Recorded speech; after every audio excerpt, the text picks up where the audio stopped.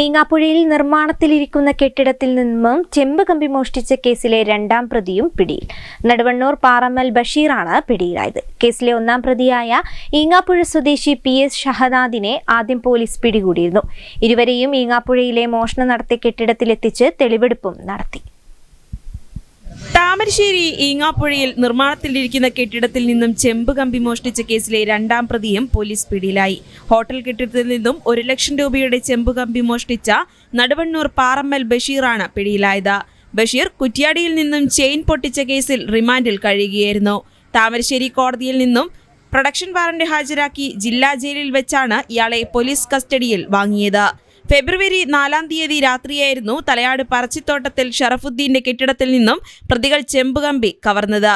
കെട്ടിടത്തിൽ AC സ്ഥാപിക്കുന്നതിനും wiring ആവശ്യത്തിനുമായി സൂക്ഷിച്ച ചെമ്പുകമ്പിയാണ് മോഷ്ടിച്ചത്.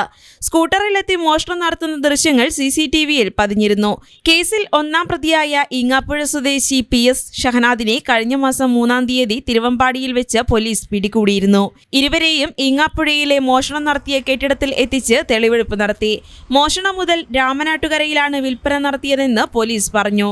Thamarassery SI Sajesh, C Jose, special squad അംഗങ്ങളായ SI Rajeev Babu, Biju P, senior CPOമാരായ ജയരാജൻ, ജിനീഷ് PB എന്നിവരടങ്ങിയ സംഘമാണ് കേസ് അന്വേഷിച്ചത്.